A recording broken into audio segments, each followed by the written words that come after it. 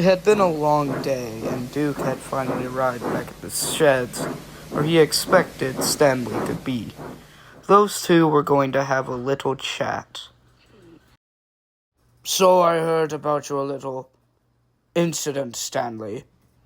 Do you care to talk about it?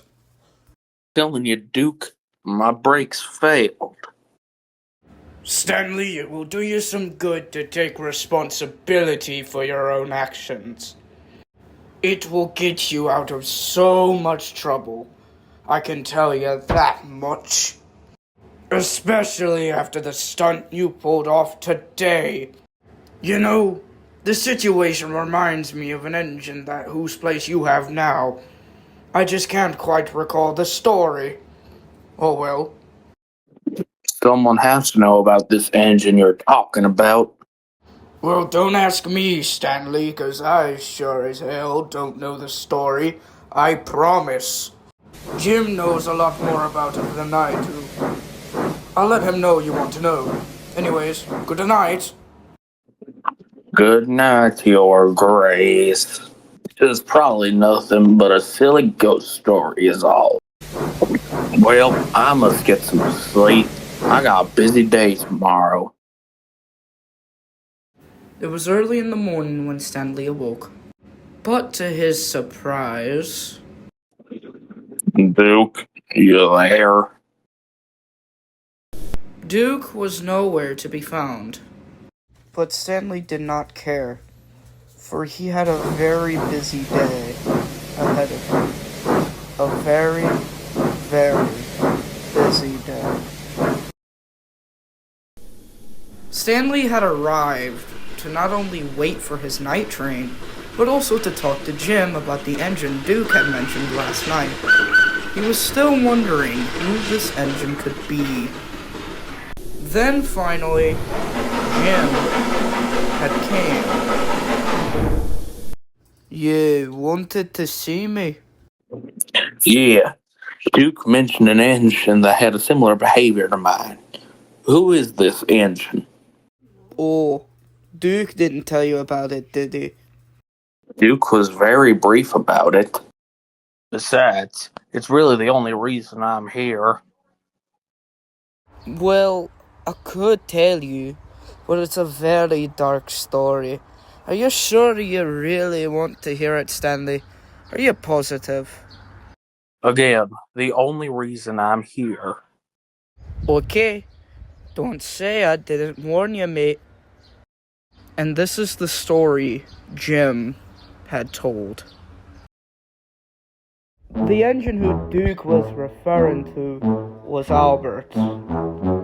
He would always put himself above others. And for a time, it really got to my head. I don't know what in his smoke box made him so arrogant and spiteful, but I tell you what, it was powerful. And it really, really started to tick everyone off. I swear in the name of Godred. There was an incident at the quarry a long time ago with Tim that ticked the others off as well. Am I really going to have to go through this again?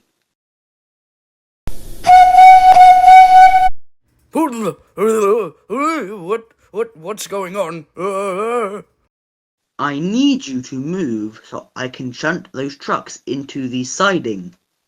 Why can't you just move them into this siding, Tim? This is the siding they need to go to, Albert, so please move so I can shunt them or I will shove them in your smoke box. Well, as you can see, Tim, I'm kinda resting here, so if you could, let an engine rest in peace, please. Okay, now you've asked for it.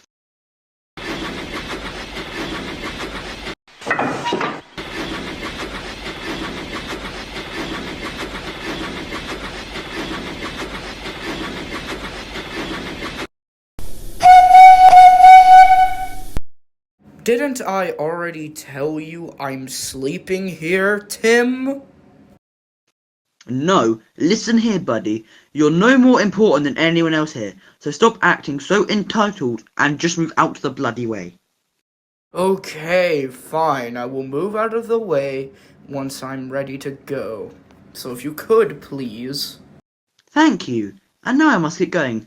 Busy day ahead.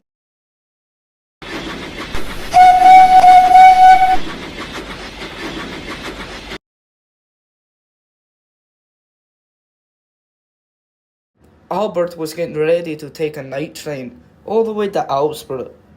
However, Duke wanted to talk to him, like Duke usually does to bad engines. Especially, and I mean especially Albert. He was mad. And what do you want, Grand Puff? I'm here to confront you about your behavior, Albert.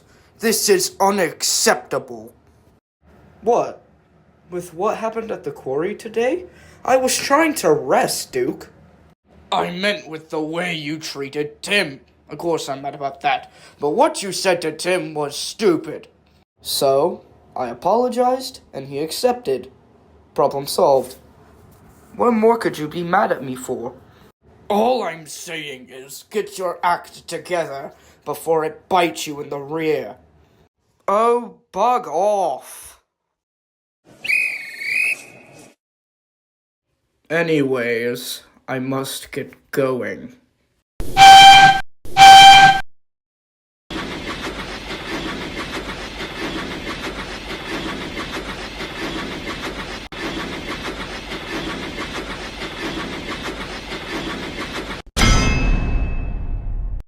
Oh god, not again. Why do my brakes keep doing this? Albert Stewart, look out!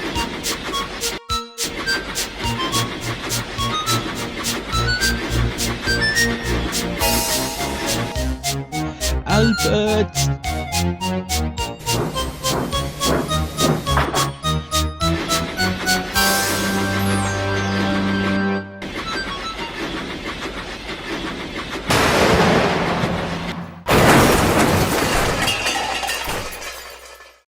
Unfortunately, Alfred didn't survive the accident. The accident left Alfred in a deadly condition. And I'm sorry to say, oh, poor Alfred died that day. He died due to his boiler damage. He never stood a chance. Stuart was devastated by the accident. He wouldn't leave his shed. It would have broken him. And unfortunately, Albert was hauled off to the scrapyard, never to be seen again. Someone had to comfort Stuart.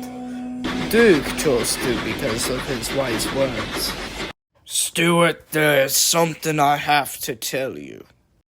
Albert, where is he? He unfortunately didn't survive the accident. Oh god, no.